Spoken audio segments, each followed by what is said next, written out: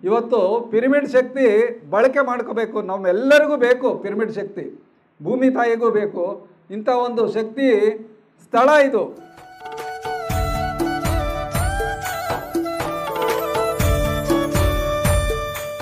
ಆತ್ಮ ಇದ್ದರೆ ಶಿವ, ಆತ್ಮ ಇಲ್ಲಂದರೆ ಶವ.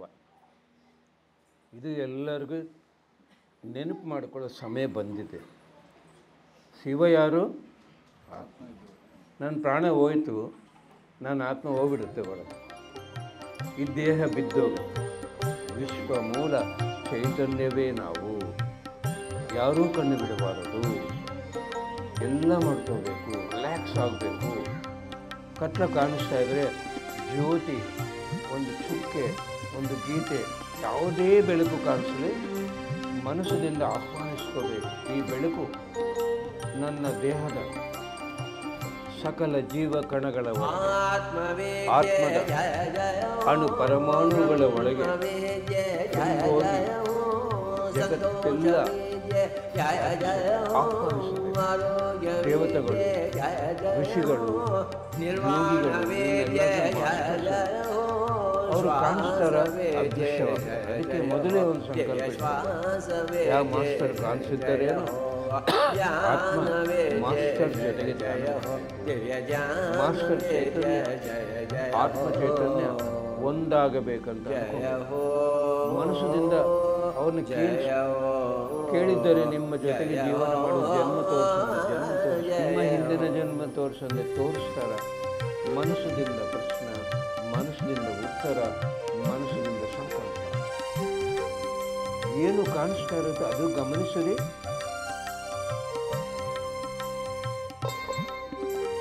ಹದಿನೈದು ನಿಮಿಷ ಧ್ಯಾನ ಮಾಡೋಣ, ನಮ್ಮ ಜೊತೆಗೆ ನಾವಿರೋಣ.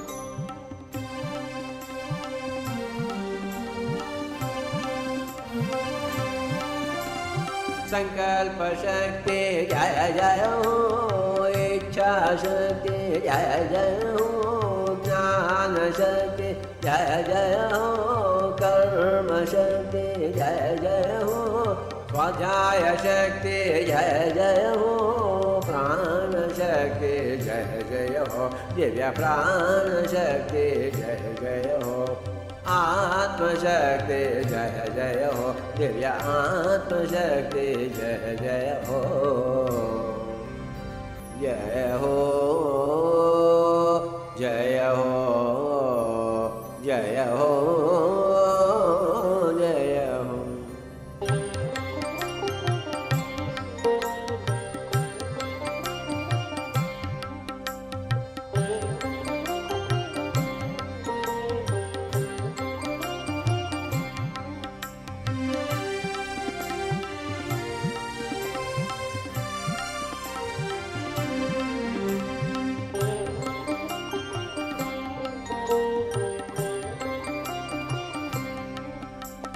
सत्य अहिंसा जय जय हो शौच संतोष जय जय हो श्रद्धा दीक्षा जय जय हो बुद्धि प्रज्ञा जय जय हो मैत्री करुणा जय जय हो दिव्य मैत्री करुणा जय जय हो सम शांति जय जय हो दिव्य ನಮ್ಮ ಸಂಬಂಧಗಳಾಗಲಿ ಏನೂ ಇರಲ್ಲ. ನಮ್ಮ ಜೊತೆ ಇರುವುದು, ನಮ್ಮ ದೇಹದ ಜೊತೆ ಇರೋದು ಉಸಿರಾಟ ಮಾತ್ರ.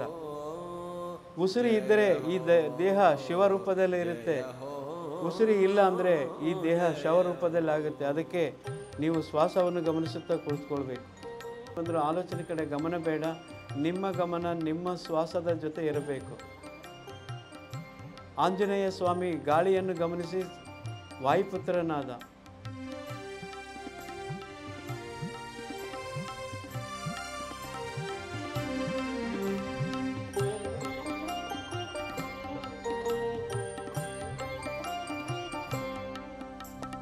आज्ञा चक्र जय जय हो सहस्रार जय जय हो तपोलोक जय जय हो सत्यलोक जय जय हो ज्ञान विश्व जय जय हो दिव्य ज्ञान विश्व जय जय हो ज्ञान भारत जय जय हो दिव्य ज्ञान भारत जय जय हो 3, 2, 1, 0.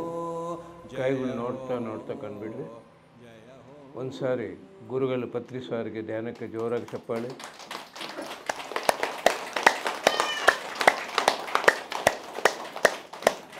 ರಾಕ್ಷಸರಾಗಿದ್ರು ಫಸ್ಟು, ನಾವೆಲ್ಲ ರಾಕ್ಷಸರೇ.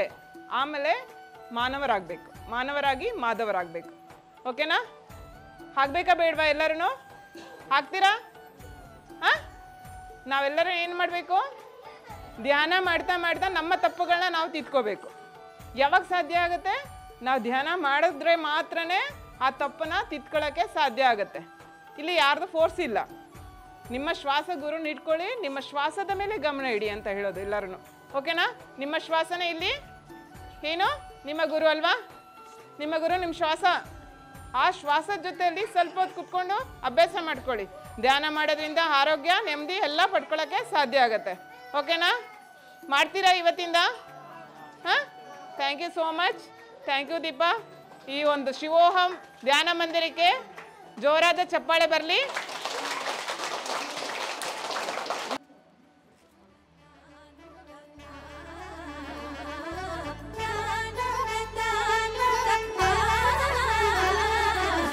ಜೋರಾಗಿ ಚಪ್ಪಾಳೆ. ನಿಜವಾಗ್ಲೂ ಅಭಿನಂದನೆ ಅರ್ಹರು ಅಲ್ಲ?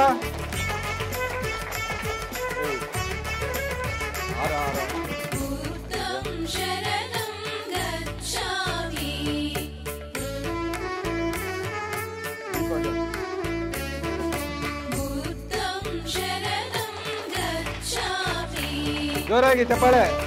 ಸಾಲದು, ಇನ್ನೂ ಸಾಲದು.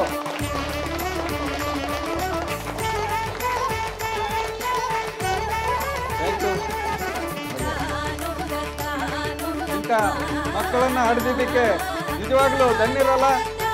ಜೋರಾಗಿ ಚಪ್ಪಾಳೆ.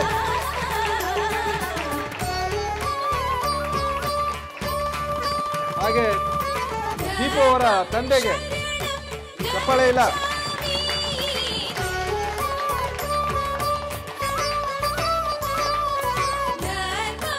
ನಿಜವಾಗಲೂ ಅಭಿನಂದನೆಗಳು ತಮಗೆ.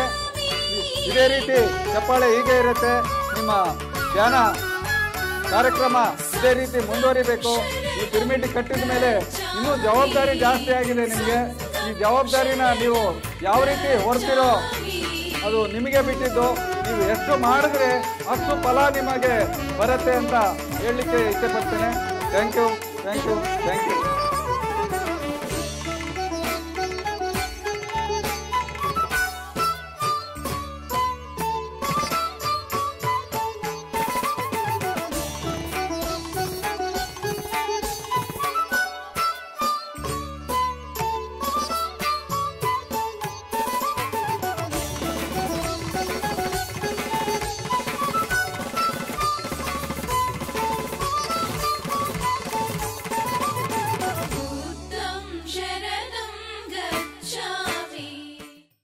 PMC ಕನ್ನಡ ಚಾನೆಲ್ ಅನ್ನು ಲೈಕ್ ಮಾಡಿ, ಶೇರ್ ಮಾಡಿ, ಸಬ್ಸ್ಕ್ರೈಬ್ ಮಾಡಿ ಮತ್ತು ಮಾಡಿಸಿ.